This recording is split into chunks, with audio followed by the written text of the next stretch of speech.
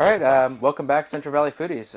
It's been a while since we had a guest on our show, and we got a very special guest this time of year. If you guys recall an interview I did with Mark McAfee of Raw Farm Dairy last March, Mark is back on our show to speak on Raw Farm Dairy and some of the headlines and the news recently with the bird flu and his quarantine here at the farm.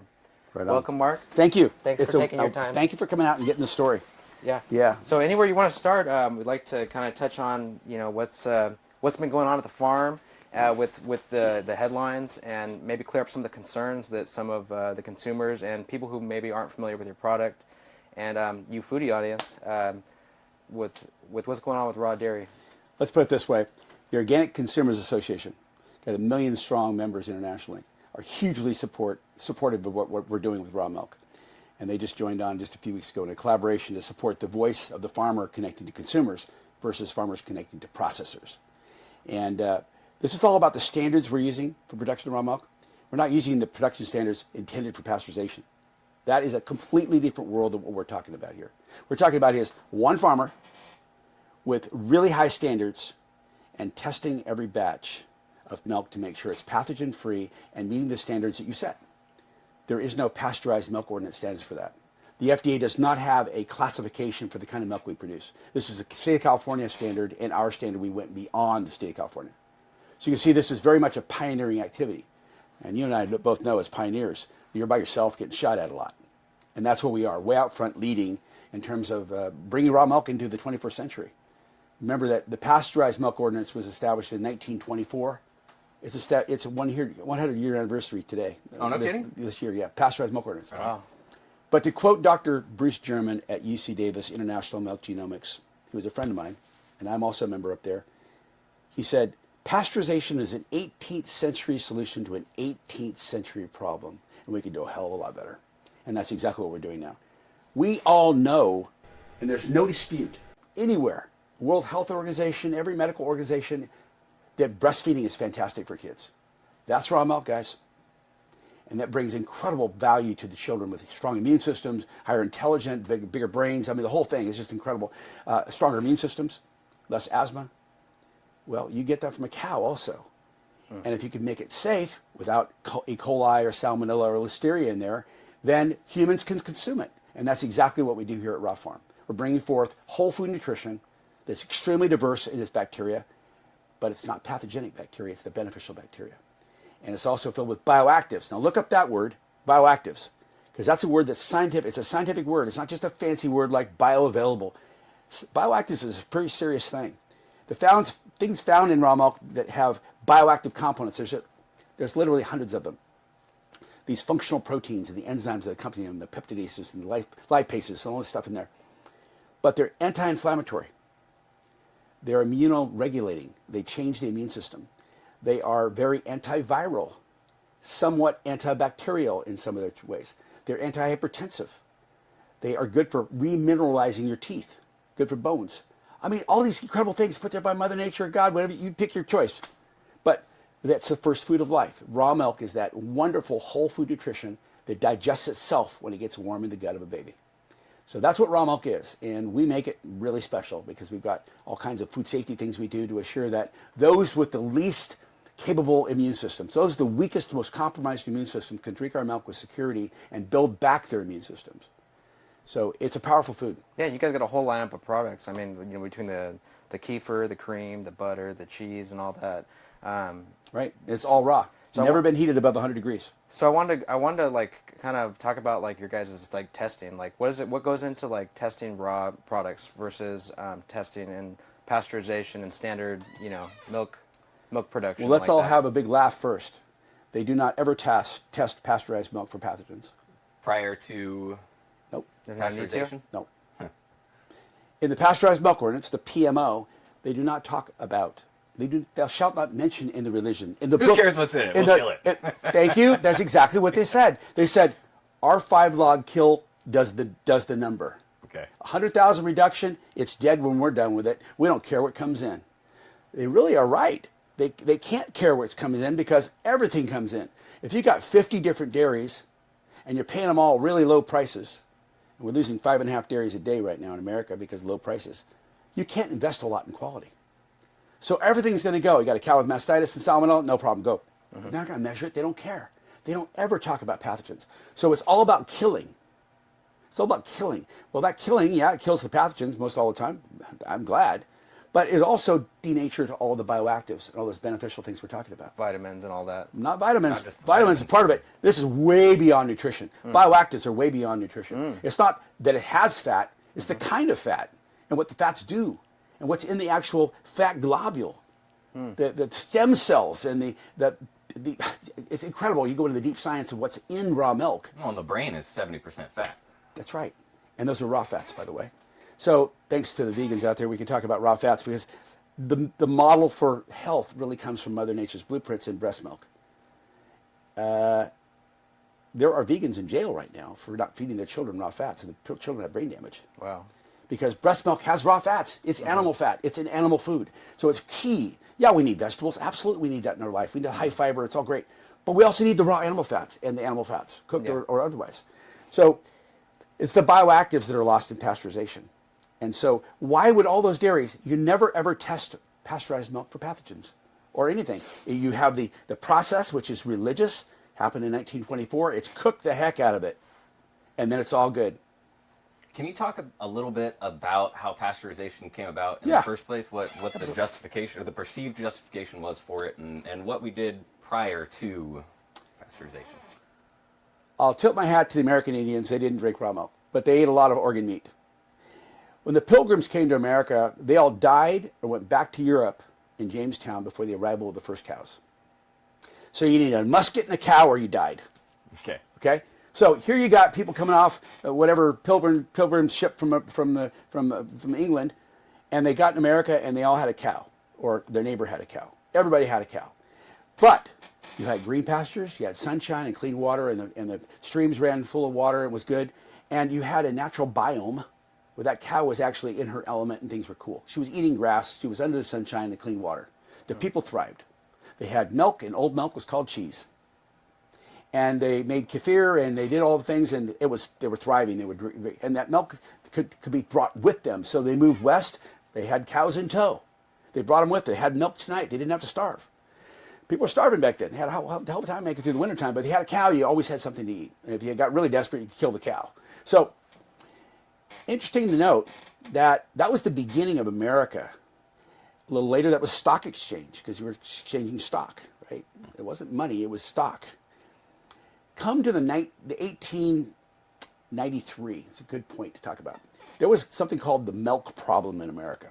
It was a very serious problem. People were bringing their cows into the cities with them. But in the city, they didn't have any pastures. They had no flushing toilets, no clean water. And they were eating brewers' distillers' grains. Cows had never eaten that stuff before. It's not nutrient dense. Yeah. They weren't in sunshine. They weren't on pastures. And so the cows got sick. And the people milking the cows were the lowly coming off of Ellis Island that had no money. So they were just poor people. And they all had tuberculosis and everything else. And when it got really cold in the morning, they put their feet in the milk to keep them warm. I mean, you talk about disgusting milk. This was disgusting milk. That was the brewers' distillers' grains being fed into cows, these breweries. And so it's called the milk problem. We had 40% of the kids dying from this every year, from these kinds of dairy operations. So in 1893, a guy by the name of Nathan Strauss brought in something called the parboiler, which was the original beginning of pasteurization. Basically, it was a big brass bucket, and you'd pour it full of this filthy milk, and you'd cook it with a fire in the bottom. And what do you know? A whole lot fewer died because of the fact it killed all these bad bacteria. Yeah. But they still had a lot of deaths from the water quality. But still, it was a wow. Yeah. Gift to humanity, stop killing kids. That was why. It was this filthy problem being cured by killing of the filth.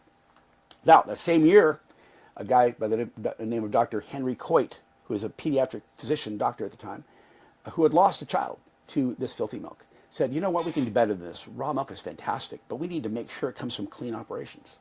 So he started certifying dairies to the standards under the American Association of Medical Milk Commissions, the AAMMC. And the first dairies were certified in 1893. And a board of doctors who went out and visit the dairies to make sure they were doing a clean job, but they were not in the city. They were out in the country. So green grass pastures, water going down the streams, cows, everything clean. And they were actually testing the milk. and with very clean standards. And that milk was going to the Mayo Clinic, healing all kinds of people for all kinds of stuff. They had milk diets, milk therapies. It was going to the White House. Presidents were loving it. It was on the Titanic. Okay, this was at the time. This was like the premier value of milk. It wasn't cheap. It wasn't easy, but it was available. And there were literally hundreds of, perhaps not thousands, of dairies internationally were certified by the AAMC. Any guesses who the last certified AAMC dairy was? No idea. No idea. Altadena in Los Angeles in 1999. Huh. Okay. That was when we began. Okay. So people, when they sold, because Altadena sold off their raw dairy thing and it was all pasteurized after that, people wanted their raw milk. And I was a little organic dairy up here, and they said, "Where's your milk?" I said, "Tell me about raw milk." I said, "I'm on my way." And I started listening. I was a paramedic for 16 years. And I got deep wounds over watching kids die from asthma. 13 kids a day die from asthma in America, and kids that are on raw milk don't have asthma. So I listened to my customers in LA, and they taught me all about what I needed to know, and then I became a persistent foodie on this whole thing. I became a student, a lifelong learning student, and then hanging out with PhDs and people smarter than me all the time. But that's what we started, was the last of the AAMMC dairies, which was Altadena in Los Angeles. And I knew the Studi brothers. Most have passed away by now, but the bottom line is they taught me a lot about what they did. So that was the beginnings of Organic Pastures Dairy, which is now Raw Farm. And now we are the raw milk producer in the world. In the world, By yes. far. By Yes, far. right here in the Fresno. The next largest is maybe 150 cows. That's about it. 150 cows. We're milking 1,800 on 2 dairies. But we treat them like small dairies. We test individual subsets of 20 cows every week to make sure that what those 20 cows are doing is represented in the whole, and we don't miss a cow. Okay. We have in each cow's gut a temperature monitoring system called SmackTech. What? And every 10 minutes we know what the temperature of each cow is. No kidding. No kidding. All right. The database is actually sorted by AI. So it's too much data to look at. Yeah. So you think, oh, these cows are in heat. This cow's got a fever. This cow's not drinking water because water drops temperature in the gut. So phenomenal technology going on here. And then all of our milk is tested on our on-farm lab. A Thermo Fisher, a phenomenal suite, operated by 2 microbiologists we hired. They have a master's degree in biology that do testing on all of our stuff to make sure the needle is not in the haystack. And that's exactly what we do. And that is resulting in a phenomenal brand presence of trust, flavor, long shelf life, incredibly valuable product to our consumers and to us and our next generations. And we're sharing that technology with other farmers, because it's not going to be us that feeds America. It's going to be we, not me. And the bottom line is that's why Raw Milk Institute has been into training farmers. We've got now 50 farmers we've internally certified, but we trained over 1,000 farmers internationally, including by a guest of the Food Safety Agency of Great Britain. We were there and trained 165 farmers, I believe it was, in 2018. They were having problems. They don't have problems anymore. We trained them. Wow. So we're world leaders, and we're led by the passion of the fact that nutrition really, really matters. And it's actually beyond nutrition. It's bioactives and nutrition. So that's the long answer to a short answer to a long story. Yeah, it's 125 years, 130 years of real. So I have a question for you, Mark. So how, because you've been at this a while, we started out with Organic Pastures Dairy. Yeah. How's your testing changed since starting and where it is now? Like you were going into details like. We first started, we didn't do any testing at all. And we get these results back from the state that would test us once a month. And it would surprise us going, oh my God, we didn't know that. And I hate being surprised. I want to know what's going out before I even send it out. Mm-hmm. And so that rapidly evolved into lab testing off farm, where we would send it in and make sure that call farms and standard plate counts, all those things are right. And then we started doing some pathogen testing. And we found some pathogens here and there. It's like, whoa, what's going on here? And we had a couple recalls. A couple kids got sick. Hey, I own it. Mm-hmm. What are we doing wrong? Why? We found that our practices were excellent on the udder in the management afterwards, but inside the udder things were going on in 1 cow out of hundreds. You see a salmonella here or an E. coli here. So we said, no, enough of that. So we started doing more testing of cows. And then this last year, we established our own on-farm pathogen lab where we can do that. We do 96 tests a day. Oh, man. At 15% or 10% of the cost. So you get the data in 20 hours instead of 2 or 3 days. And you get the data right now in 20 hours. So you milk the cow, and tomorrow morning you pick up the milk. You already know what's in the milk. All right. Yeah, much better. Oh, hell yeah. And it's cheaper. You're talking about just a few dollars per test versus 50. Mm-hmm. Yeah, well, anything like that you can do in-house is going to save you quite a bit. And you can do it on command. You can start your test at 2 o'clock in the morning. Or you're not waiting in queue at some place off. So revolutionary in terms of engaging some very high-tech, marrying up with very, very Mother Nature's blueprint. Pastures, cows, sunshine, cleanliness, Yeah, the biology of a cow, right? Yeah, I want to talk a little bit about that because they're not just grass-fed cows. It's not that simple. No. You guys are moving those cows frequently Correct. to new pasture. They're not just out there grazing Correct. wherever they want. Correct. Can you speak to a little bit to that? Our cows are seasonally grazed. Right now, we had a bunch of rain the other day. We actually have them underneath a big shade thing with a bunch of almond shells so they have a nice dry place to lay down. If they get it out of pasture in the wintertime, they muddy it up. They'll tear it up bad. But we get them out of pasture every week. When sunshine comes out, they're out in pasture. They're good. So we actually do seasonal grazing, and we do a lot of it. And we're always constantly changing around to make sure that the cows are getting high CLA values, omega-3 fatty acids are all good and all that. But they have the right kind of conditions for them to be laying down in the right kind of bacteria. But interesting to note, both of our dairies are on quarantine right now, started December 1st. We're going to be off quarantine probably sometime mid-January. But we're smarter than that. We knew the laws in the state of California. We had relationships with our inspectors and our regulators. And compliments to Dr. Stephen Beam. Thank you. He worked with us. He said, yep, you can get milk from any dairy you want as long as it meets all of our standards. We knew that. So we actually went and adopted a dairy in far, far away in a place in Northern California. It's way outside of the H-Pie ring. There's an H-Pie area here. It's from Stockton to Bakersfield that's got H-Pie. There's no other dairies in California that has it except for this area. It's creeping out a little bit, but this is the area that has it. For some reason, it's kind of this physical geographic area. So we went and adopted a dairy. We're paying that dairyman $10 per hundredweight more than he's getting now, which is tremendous. We've trained the entire dairy operation. We've actually put our own milkers in that operation. My son is spending all the time up there. We've basically taken it over. We've occupied the dairy. And we did a complete TB test of all the cows. That's cleared by the state vet. Done. Brucellosis test. Done. Checked for all the pathogens. Got rid of a bunch of cows that had pathogens. They had them coming from inside the udder. Got their bacteria counts from 81,000 down to 2,000. Wow. Yeah.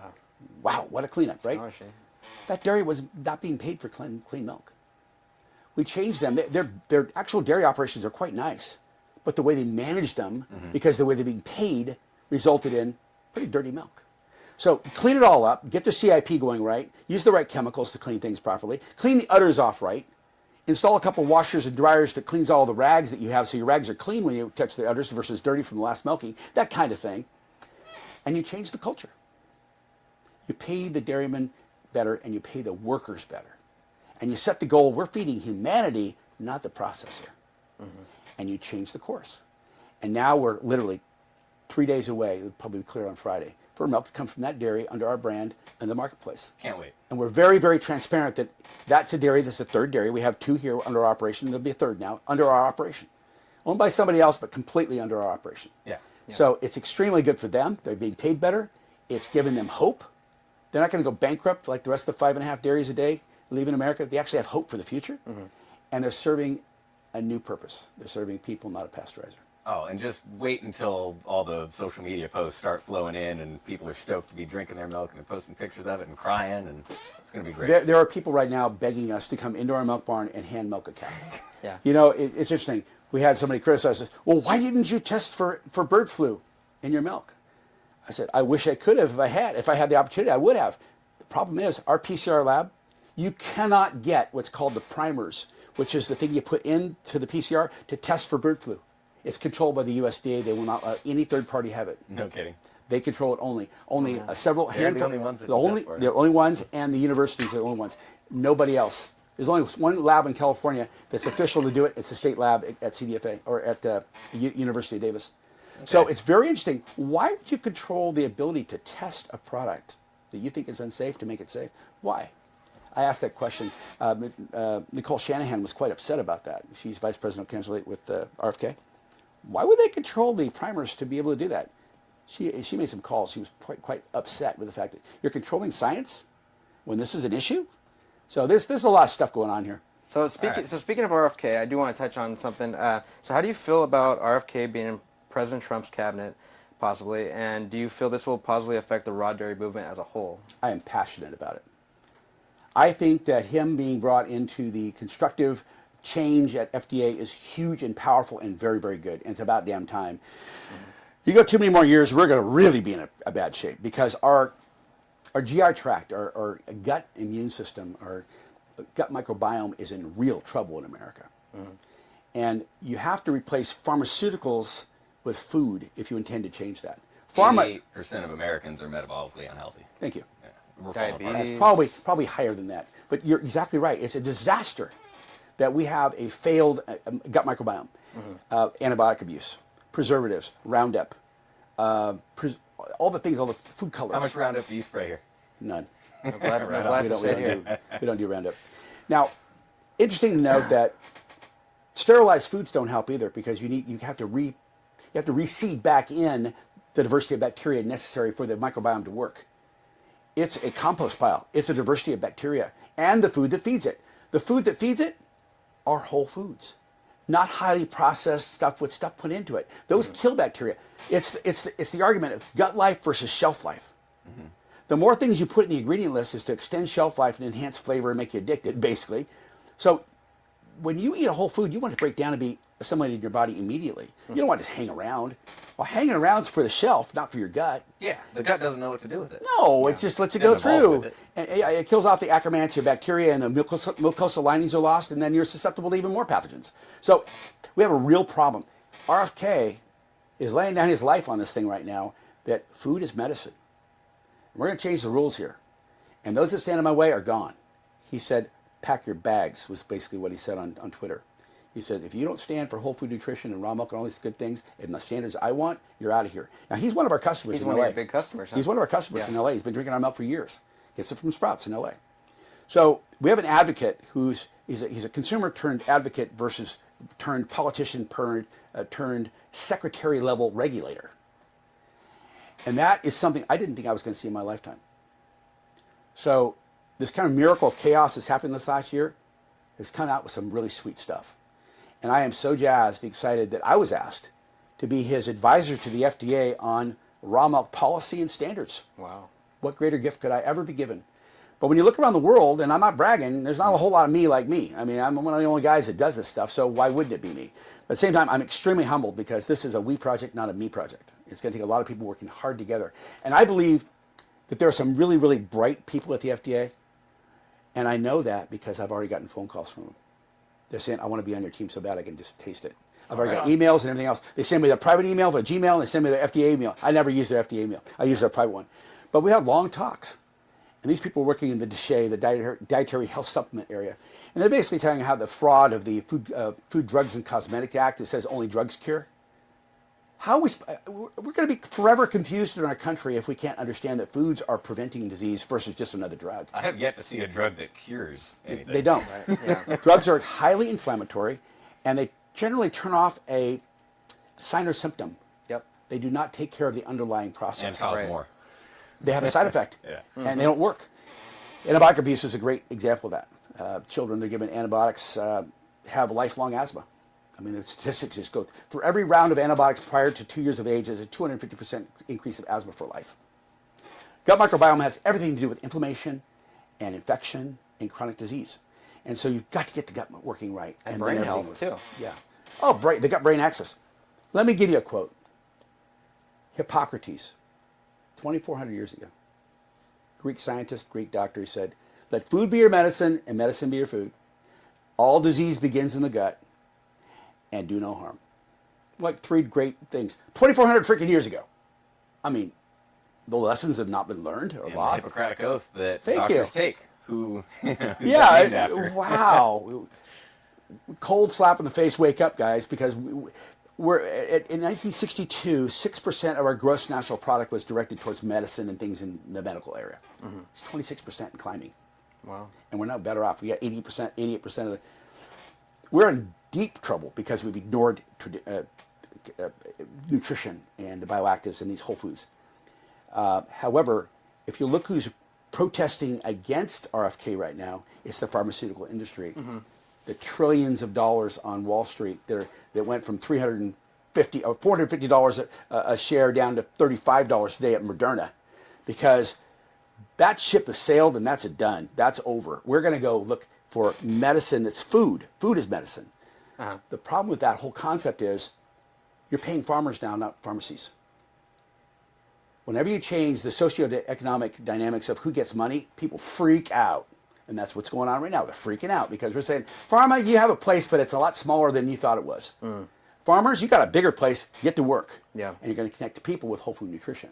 So it's a tremendous time of change that I am blessed to have it at 63 years old that I'm witnessing now. I thought it may happen to my grandkids, but this is happening now, which is transformative. It's really exciting for me. I'm shut down, but I am so fired up and going. It's not even funny because I know the bright future where we're going and what's going on. There's so many people who are still in 2024 don't know, aren't educated, just don't know. You know, they of course that stuff's going to happen. It's raw milk. Why would you take in that or try to eat raw? What would you say to people who are I'll tell you, thinking it's just for crazy liberals? A couple of stories. I know a lot of crazy liberals and crazy right, left, both. If you ever put anybody in a room and said, "Who are you?" It's every religion, it's the atheists, it's everybody left, everybody right, everybody in the middle. It's everybody. It's not anything. But in the areas around America where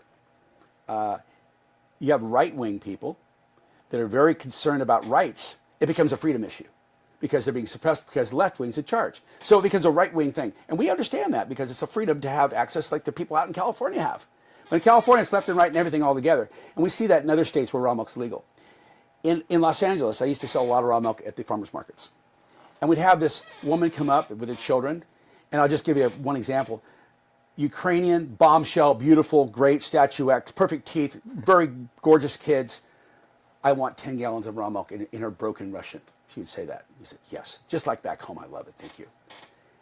The next person that walks up is this very overweight, pre-diabetic, if not diabetic, mom with teeth are rotten out of her head and kids behind her doing ADD circles. And she goes, I don't know about that raw milk, it's dangerous, Why don't you go talk to that mom that just left and have a little bit of a connect there because she's got it going on, she understands, she's not fearful like you are. But where did her fear take her? To a place that was like pre-diabetic and obese and everything else. It was really sad. So, classic example of our indoctrination as a culture to fear bacteria. We need good bacteria. I've said this before, but it's a classic sense. We are bacteriosapiens. Without it, we perish. We have to have a diversity of bacteria on us and in us to actually create our bandwidth to work genomically. That was figured out in 2002 with the Human Genome Project. 95 to 98%, we can all argue all day long was 90 or 95%, whatever, it doesn't matter, of the genes in our body did not come from mom and dad. The 23,000 genes that we have in 23andMe, yeah, that was the framework, that was the hardware. But the software came from the environment and came from kisses, hugs, and nutrition and playing with the cat and dig around on the dirt in our gut. The diversity of all that bacteria carries genomic bandwidth. It carries directives to our human cells to make us function properly in our immune systems. Wow. Work. That was MIT University. That was Dr. Bonnie Basler. Bacterial DNA outnumbers human DNA 10 to 1. Oh, if not more than that. It's massive. Really? I didn't know that. Oh, yeah. And yet we fear it. We're bathing ourselves in Purell. And we're eating preservatives and popping antibiotics like candy, killing off our bandwidth to be able to deal with the adaptiveness of our microbiome. And wondering why we're sick. Yeah, you wonder. Meanwhile, things like raw milk, when coming from a farm that is not only raising the cows in their right conditions, proper right environment, but maintaining a status of cleanliness and testing and all of these criteria. It's multiple layers, so layers to it. where we have to exist as pioneers within an environment. We are the probiotics in an antibiotic world. Right on. Think about it that way. Yeah. But the probiotics were always there. That's life on Earth. The exact kind of thing that would bolster individuals or a culture against something like bird flu, right? Exactly. Which I want to circle back Let's to. talk about that. Let's talk about that. So, back in was it March or June? I can't. Anyway, the FDA released an open letter to state regulators. Can you talk a little bit about that and what prompted it? And we'll go from there. This was back in March, April. They said we have this bird flu beginning. It started in Texas. Although bird flu's been around for many years, this was when it was getting into cows more than it was. It was always in birds. It was in waterfowl running South America, North America. We've seen it many times. We've had some deaths internationally from it in some weird places, but maybe 100 people over the last 50 years. It's nothing. When you think about 22,000 people a year dying from the flu in the United States alone, up to 50,000 a year, It's like nothing. So anyway, I have a concern because it made the leap from birds to cows, and we got these herds that are having HPI, highly pathogenic avian influenza, H5N1 influenza. And the classic presentation was cow has a fever, cow loses milk production, she has colostrum-like milk, and now we know within 12 days all the virus is dead, and now she slops off dead virus for another 20 days, and she's done in about a month. The pasteurized guys sell the milk to be pasteurized, and who cares? It just gets cooked and keep on going, keep on going. They don't lose any money. The raw milk guys, oh, we're going to fix them. They have to shut down. They have to sell their milk to be pasteurized, which doesn't feed the beast. With raw milk dairy, you've got to pay for that lab, you got to do everything. So it's like 20% of the income. So it's a good way to kill a raw milk dairy is to do that. But anyway, the FDA came out with this big thing, and nonstop from then to today, they've always had this bird flu, blip. It's just a nonstop diatribe about raw milk and bird flu.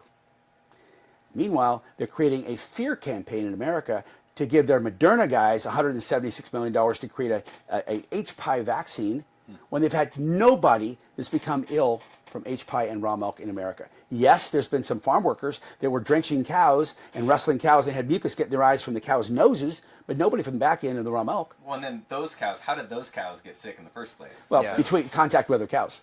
That's how no, the cows themselves, the initial cows that contracted. Well, they have a theory about that, and I'm not serious. Nobody's been able to prove it, but I'll just tell you what I think the theory is. And I don't know if it's true or not. There were some dead waterfowl. And the TMR machine, which is a machine that feeds the cows automatically, it's like a big blender. And you put your feed in there, you put your grain in there, you put your silage in there, you put all your stuff, you put your minerals in it, chop it all up, and go out and feed the cows. Well, they threw up a couple birds in there too. So these birds got in there, and the virus is on the birds, and the virus got into the cows, and that's how the leap was made, we think. They don't really know. Okay. Anyway, it started in Texas, and went through the Midwest, and now we got 750 dairies nationally and about 600 dairies in California. But about 150 dairies in California have already become herd immune, and it's already cleared their dairies, and they're beyond it. Right now, south of us, Maddox Dairy, wonderful guy, fantastic. Dairyman of the Year a few years ago, Steve Maddox, good friend. His dairy just cleared a couple weeks ago. He started on September 29th, went off November 29th. So 2 months he cleared. So we're expecting to clear something like that because it went around through this area about the same time. Okay. Long story short, it is not an issue at all for human health. It is not. But it's a fantastic factor for fear. Mm-hmm. There hasn't been one person sick. We know that because, here you go. Here's a story for you. In early June, I received a phone call from a dairyman out of state in New Mexico. And he said, Mark, gotta tell you, this is what happened to me. On May 1st, I had a bunch of cows down in the pasture, and they wouldn't get up, and they had colostrum-like milk. I called my vet, and he says, oh, that's HPI. Don't tell anybody. Just take them out of the herd for a week or two, and it'll all pass and be good. Well, by the 25th of May, it was all passed, it was all good. But he was never tested because he kept his head down, and the state wasn't testing. And the vet said, just cool your jets. You don't want guys in here with badges, guns, and white jackets. So he called me in June saying, this is what happened. Share the world with this information so maybe somebody could benefit from it. So I immediately got a hold of everybody I could. I said, FDA, have you seen this? You need to go down and study those cows and what happened because hundreds of people drank this milk and nobody got sick. Nobody. LA Times went down there. Nobody got sick. Complete investigation. Nobody got sick. Hundreds of people over 3 weeks. Nobody got sick. A great cohort to investigate. Wouldn't you want to know? Yeah. You could come out with the right news saying, we've got a huge study here. Nobody got sick from this. It's probably not going to cause illness. They didn't do that. I sent an email to Dr. Donald Prater, who ran the show at the FDA. He responded a week later saying, oh, tell me more. I told him everything. He never responded after that. I wrote a whistleblower's complaint, which I've got on my computer, to the GAO, the Government Accounting Office, documenting all of this in July. I said, this is an absolute corruption because they just sent $176 million to Moderna for an HPI vaccination when they should have gone down and done an investigation of a real potential incident to know what the hell's really going on. And I said, this is corruption, this is coercion, this is bias, this is suppression, this is lack of an opportunity to educate and study and know what's going on. Fear-mongering opportunity. Their agenda was not anything about finding out what happens with HPI in people. It was never that. It was all about getting Moderna some more money because they would use it. You can tell by how quickly they jumped on it. Oh, 100%. They were all over it. It was right away. Yeah. All over it. I've got a good friend, Dr. Peter Liu, up in San Jose area. He's an expert in HPI. And he received money back in 2009 under Bush to do investigations. He's associated with the other guys down in San Diego that did investigations for H-Pi because they considered it to be a biowarfare agent for the H5N1. And this guy he was working with the SEALs teams down there and clearing water and stuff. And they actually did rapid testing for being able to detect this on submarines and in the Navy and stuff. And he said, you know what? If I didn't know better, I think this was a biowarfare thing. Because what better way to suppress a country than to ruin their milk supply? Yeah. I said, I'm not in that conspiracy theory, but he said, I'm trained in biowarfare because going after eggs. His thing is, I'm trained in biowarfare, and this is what it looks like. Mm-hmm. They don't go nuke you. It's very secret, and it causes a disruption to your food supply. And I said, well, I'm not going to follow you down that road, but it's very interesting. So that's what these guys are saying behind the scientists that know this stuff better. These PhDs that have been studying this for 25 years. It's pretty interesting to see that. Well, wars of attrition have proven their usefulness. It's a long-standing strategy. So we are in a war. We're a war right now, which RFK hopefully can lead, that I hopefully will be able to co-champion with him for whole food nutrition in America. That's unprocessed and whole. It's literally a war. Now, do you see as coming into 2025, and as consumers get more educated on raw dairy, whole food nutrition, and all the stuff we're talking about, great stuff. Do you see there's going to be more attacks and more kind of people with vendettas? I think after against raw dairy? I think after Trump's inauguration, and after a particular thing that's going to happen, which is RFK being confirmed, which should be in January, I think. There'll be a lot less of it. Why? Because in that same time period, there's going to be a major opportunity to educate. And the microphone's going to change places. It's going to be changing from those in the FDA who are having their last death throes of ability to do anything right now under this administration to the next administration that's not going to have anything of it. So you see a change of the microphone happening in the next 45 days. If we establish the raw milk ordinance, it'll sit next to the pasteurized milk ordinance, that's 100 years old. The RMO will have an incredible batch of scientists and farmers and consumers and immunologists and everything. It's a brain trust. We're looking for the truth. I don't care where it takes us. We're looking for the freaking truth. Yeah. And that's going to develop the best standards possible. And then we're going to train the farmers in those standards, and then we're going to have autonomy on the farm for testing. Man, is this already drafted? It's already drafted. I've already got it on my computer. Excellent. And I've already submitted it because they asked me for it. They asked me for it. But when that goes down, the entire website for the FDA will be divided into two: the pasteurized milk ordinance side, and they will not speak one word of the RMO side, and we won't speak of the pasteurized milk side. They do what the hell they want. But on the RMO side, we're going to have all the science, all the suppressed science from Europe comes to the surface. We'll talk about asthma, talk about allergies, talk about the gut microbiome, talk about all these things, and the fact that chronic inflammation drives chronic disease. We'll talk about the gut microbiome, whole food nutrition, all these things together, and the deeper nutrition concepts, and that will be the RMO side. And no longer this litany of how terrible raw milk is. We're going to say, I'm sorry, yes, raw milk can be terrible if you produce it like they do.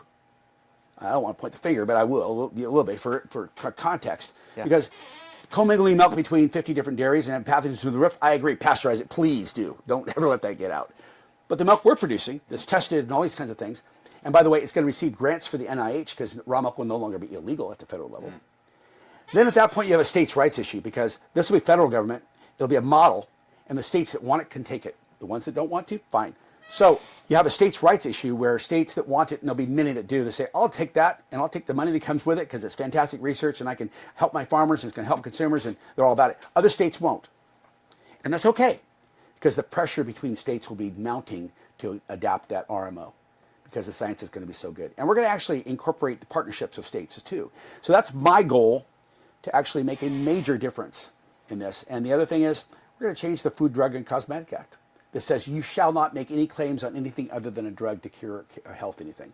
And I'm going to say, no, I'm sorry, that's got to go. Food is medicine. You've got to get the Food, Drug, and Cosmetic Act changed. That's absolutely corrupt to say that only a drug approved by the FDA that takes $25 million in 5 years to approve that kills half the people who's using it. Side effects, everything. That's crazy. We have to prevent. We can't be at 26% of our GMP. It's bankrupting us.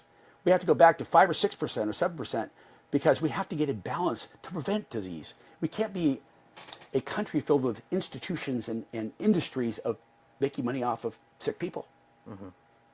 And that means shifting the money back to the farmers. what a great way to revitalize our soils and take care of our cows and take care of our farm workers and bringing the money to the farm versus pharmacies. So what a beautiful thing. Oh, it's an exciting time. It's a tsunami. It's huge. This whole bird flu thing is not the first hardship you've faced in these last few years. Can you take us back real quick to January 8th, 2022? Up front? Well, about a quarter mile from here are the remnants of a dairy that was a creamery. That was a beautiful creamery, had 80,000 pounds of cheese in it that burned down one morning. 2 o'clock in the morning, I was called by my son. He said, the milker said that there's a fire up at the creamery. Get there with a fire extinguisher. I got up, this thing was fully enveloped. The fire extinguisher was not going anywhere. I started backing trucks and backing everything away from it so they didn't burn up too. But the thing completely burned to the ground in the next 6 hours. So as in, they said it was arson. They don't know who it was. All the investigators said it was arson. And it wasn't an electrical fire. It wasn't some propane fire. It was arson. Somebody nuked it. So after that, our sales have never, ever stopped growing at warp speed. People the next morning, I won't get emotional here, but I tell you, they came unglued. They said, where do we go? What do we do? Where's the GoFundMe? I said, there's no GoFundMe. If you see our products, buy it immediately. That's all I got to say. Clear the shelf if you see it. That's what's been happening for the last 2.5, 3 years, is people supporting us passionately, knowing that the best thing they can do is just dollar vote for us. Mm-hmm. And that started after COVID, but after the fire, it was like lit a fire into that sucker, literally. And now we have 2 dairies. We have a creamery over in Fowler. We're taking over a huge 95,000 square foot facility and modifying it for our use. We only need half of it. But it was an abandoned, basically a production shed for processing fruit. And it's all gutted. Beautiful place. It's got power there. It's got water there. It's got everything we need. And we're just going to put a little shell inside of it and call it good. And it's going to be beautiful. So we know that when we restart this next weekend, sales are going to be nonstop. You can't catch up. Because of the RFK influence, my influence, every influencer, including yourselves, education will lead the show. Your customers being not able to get their products last couple weeks. People sick and tired of being sick and tired. Yep. Oh, yeah. I said, enough. I've heard the truth. I'm going to pursue whole food nutrition. Not everybody do that, but let's look at this. We got 38 million people in California, some odd number like that, almost 40 million people. I'll take 1% of that. I'll take a half of 1%. I'll take a quarter of 1%. Hundreds of thousands of people makes a dairy like us extremely popular, extremely. So just a small increment is extremely good at pollination of everyone. Well, if you do something right on a smaller scale, it grows because the people who have benefited from your products, who have healed from them, can't shut up about them. Well, tell everyone. It's exactly right. Yeah. People say, my child had asthma, and she doesn't have asthma anymore. And my sister back in Utah, she has asthma with her kids, and she'll tell her, and then she goes to her local dairy and says, I want raw milk. That's how it goes. It's this cross-pollination. Like a spiritual experience. Yeah, and it's mom to mom. It's influence to influencer. Influencers are those you trust, you follow, you want to emulate. Mm-hmm. It's not the FDA. They're not influencers. They're the wolf that cried too many times and nobody's listening. They're the emperor with no freaking clothes.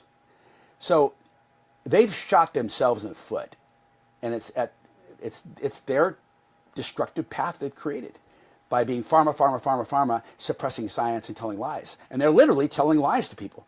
They say there is no science whatsoever in the world that says raw milk makes asthma get better. But you got 16 studies coming out of Europe, and thousands of kids that have gone through 10 years of study, and all of them, their asthma is resolved or nearly so. They don't have medications anymore. They deny that it exists. That's a lie. That's a hard lie. So I don't like inflammatory language unless it's accurate, but this one's accurate. Misleading, and it's a flat lie. And so, remember, I was a paramedic for 16 years, and I ran 15,000 paramedic calls, and there was a lot of birthing babies and doing CPR, and everybody had a 911 call. Mark McAfee was there with his partner trying to save your life and postpone your death today, right? And there was a lot of asthmatic kids, and a lot of kids tried to die. None of them died on my shift, but I tell you what, though, they died. And that's acceptable. That's not acceptable. So there's deep wounds that go much farther than, deeper than just some fight today. This goes way down, knowing the humanity of what's going on 15,000 paramedic calls. Now, Mark, for our audience who doesn't know, you can't get raw milk everywhere in the U.S., right? Correct. Like California is one of the states where it's legal. Where else is it legal, and where else can't you buy it here? I have never been to a place in America where you couldn't get raw milk. It's just a matter of who. You got to know a guy. You got to know a guy. You got to know where to rendezvous. I was at a National Farmers Conference, National Farmers Union in Hawaii several years ago. that, 2017. And I said, hey, where's some raw milk around here? It's illegal, but it's over there. It was literally 2 miles away. There was a little place that you drop your $20 bill and pick up milk, and there was a cow. Right on. So even in Canada, where raw milk is completely strictly forbidden, you can find raw milk in every city. What states are technically legal? Illegal, it's California, completely legal in stores. Yeah. Washington, legal in stores. Arizona, legal in stores. New Mexico, legal in stores. Utah, legal in a few stores. Idaho, completely legal in stores. Connecticut, Maine, Pennsylvania are all legal in stores. Now, the rest of the states, you got to go on the farm. Mm-hmm. And there's either a cow share or some kind of legal statute for getting the milk on the farm. Like Texas, you have to buy on the farm or at a farmer's market. So it's kind of a two-tiered system, retail or farm to consumer. And then there's a couple states, they've just changed their laws. Montana went from completely illegal to do whatever you want a couple years ago with SB 199, which is a state law they changed. So you can find raw milk anywhere you want in the United States, including Alaska, by the way. Yeah, and I think if you go to realmilk.com, yes, there's a great list and there's a map. And there's an interactive map. You're exactly right. So and for you our can see where it is. For our foodie audience, where can we get your stuff? We can get your stuff at Whole Foods. Not Whole Foods. No, I'm sorry, not Whole Foods. Sprouts. Sprouts. We hope that Whole Foods gets the memo. We used to be a top seller in them for 10 years, from 2000 to 2010. But 2 kids got sick from milk that got in Connecticut. It had nothing to do with us. And the kids survived, but they had to write the check out of Austin, Texas, because the place didn't have insurance. Okay. So it was Whole Foods screw up in prior management that they'd not done their vetting of the dairy they were getting it from. So we can get it at Sprouts. We can get Sprouts, it at Mother's Markets, Jimbo's Markets, Watson's Market. There's a bunch of food co-ops. Down here at the farm? Lassen's. We have a store here on the farm. It sells out every day. Yeah. We got especially if you want something in bulk, you need to call a few days in advance and let them know. Exactly, and we'll take care of you. I've made that mistake more We'll take care of you. Erewhon in L.A., all the movie stars go down there. Yeah. Italy, high-end stores. So yeah, 500 plus, about 480 stores in California carry our product. It's a top seller. Yeah. Growing at 39% a year. Insane. So was it Paul? Was it Paul Saladino? Paul Saladino. So how did that connection happen? I know he had a smoothie with you guys. About a year ago, he Maybe came to the about farm that. and spent 4 days with us. He came with his crew and spent 4 days with us. And he's a medical doctor. And he gets it.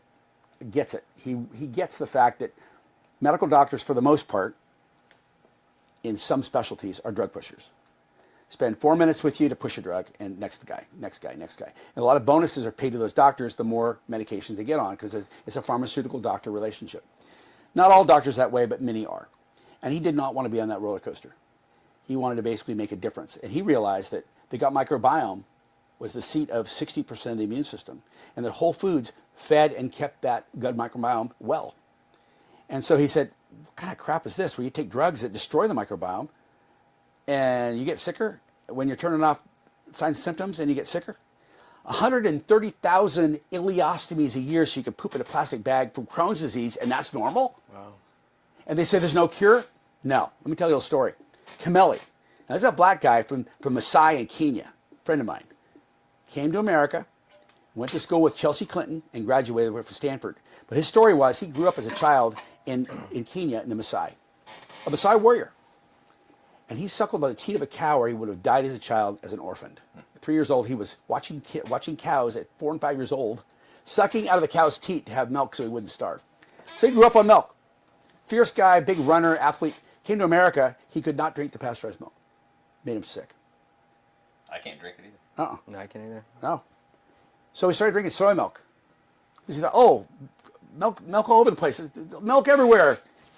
Land of milk and honey. No, not so much. Well, he came down with a hell of a case of Crohn's disease.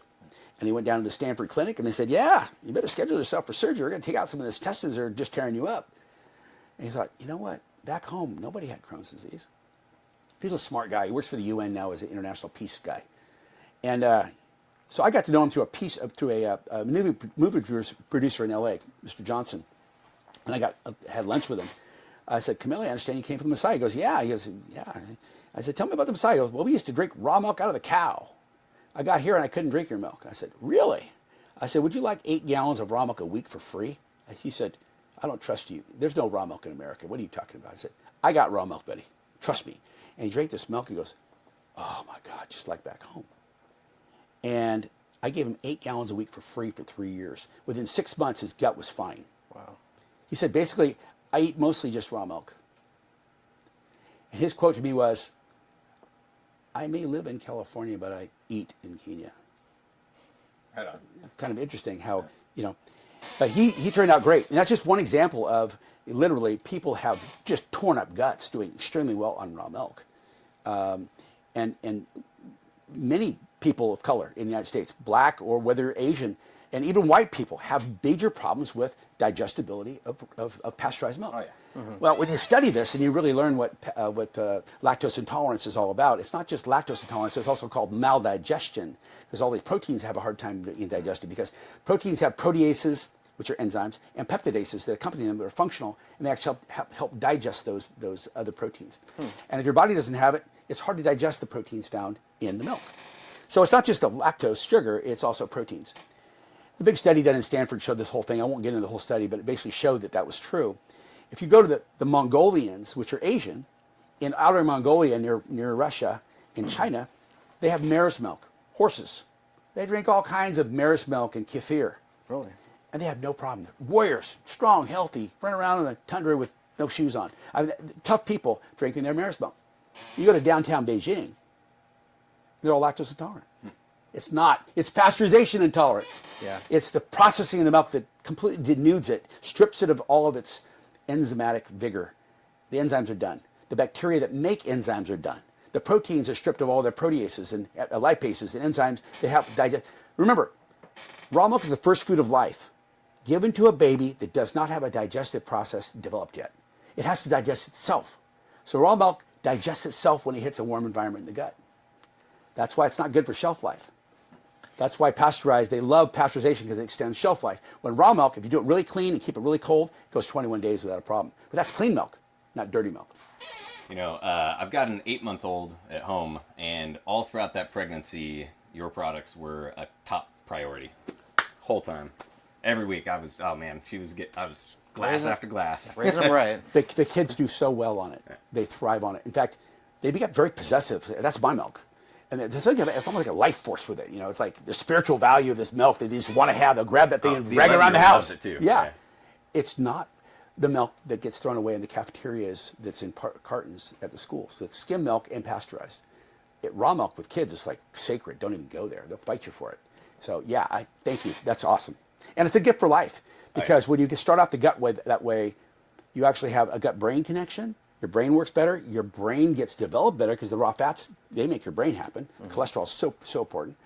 Bioavailability of other nutrients, inflammation, asthma, allergies, colds, flu, all that stuff gets so much better or completely gone in most kids. So it's a powerful food of humanity. It's powerful at a different level. So it's worthy of a fight. Absolutely. Big time fight. Yeah. So you have the milk. What are the other products you have? Just for my other kefir, which is raw milk fermented with the addition of 12 more intentional bacteria on top of the hundreds that are already there. And it's fermented at 85 degrees for about a day and a half. It's like a super yogurt. It is. pH drops to 36, 3.6, 3.7. Extremely, you got tens of millions of bacteria per milliliter, but they're biodiverse, not 4 like you might find in yogurt. We're talking about hundreds of different kinds at very high levels. Oh, wow. It's the diversity that helps you build your antibodies to diversity so you can deal with the environment you're around. It goes back to the Human Genome Project again. That diversity is critical. So we also make butter, which is raw butter, which takes 3 pints of cream to make 1 pound of butter.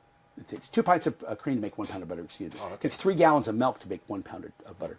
Okay. We make whole milk, kefir, butter, cream, and cheese. And there's several flavors of cheese we make. That's all aged. I like the jalapeno. Yeah, it's good stuff. Any new product ideas for 2025? All of our products are restricted by what's called standard of identity. So at this time, we're making all the products you can possibly make in California under the standard of identity laws. Okay. Nice. We might get powerful enough soon enough to be able to push back a little bit and get cottage cheese. Wow. Because it was legal under Altadena, but they arbitrarily said, no, you can't do it. Okay. Because it's considered an unaged cheese, which is not really an unaged cheese. It's more of a curd. Okay. It's more of a kefir than... Anyway, we'll see what happens there. Yeah. And so remind us when we might be able to find you back on the shelves. Well, if everything goes right, it'll be Monday. Right on. Which is... What's that, 4 or 5 days from now? Today's Wednesday? Coming up, yeah, it's the weekend plus 1. So if everything goes right, everything tests the way it's supposed to go, the milk will be in our plant by Saturday or Sunday, in the stores on Monday. Nice. Excellent. Yeah. We're heading to Arizona Monday, but maybe I'll try to stop in. Well, and Fond du Lac Dairy with Rick England down there has raw milk, which is very good. He's listed by the Raw Milk Institute and does a great job. Right on. It's an HPI free area, and so their milk is in sprouts and being sold very well. Okay. It's Fond du Lac Dairy, good friend of ours, Rick England. Nice. Right on. Well, do you have any more questions? No, I think we've covered a lot. We of move the ground world here. a little bit. Move the world a little bit. Oh, Mark, do you absolutely. have anything else you'd like our audience to know? Our foodie Well, I audience? just want to thank you for carrying this story. No, hey, thank It's you. education all really the way. Appreciate. It's education all the way, and good job for your. Is it what? It's son or daughter? Oh, daughter. Fantastic, Oh, fantastic. she's a fireball. How old is she? So an 8-month-old, and then there's my girlfriend's firstborn, who's 11. So you got 11 and you got an 8-month. Yeah. Wow, what a combination. Yeah, she's a wrecking ball. Yeah. Keep them fed well. Oh, absolutely. Fed well. Yeah, well, I freeze dry beef organs, and I Beautiful. encapsulate them myself. So Beautiful. we got a nice. Good. We take the nutrition thing pretty serious. Good. Well, food is medicine. Yeah. So we should do this again in late January or June or something. January or February, if RFK goes in and I'm chosen to go back, I think we'll have a real constructive conversation We'll about have new great updates. things Yeah. to talk about. We'll also absolutely. be I'll able- have you at the shop, and Yeah, we'll have exactly. an audience that Yeah, we can, bring we on- can dive into the research and go into presentation. have a big rally there or something. Because I Absolutely. tell you what, this is the homeboy here doing good and representing here and taking this message to everybody. Yeah. And so like I said, I serve a whole different level of passion based on my experience as a paramedic. So Yeah. good stuff. You're awesome, Mark. Thank you. Thank you. You're Mark, awesome so too. much. Thank you. All right.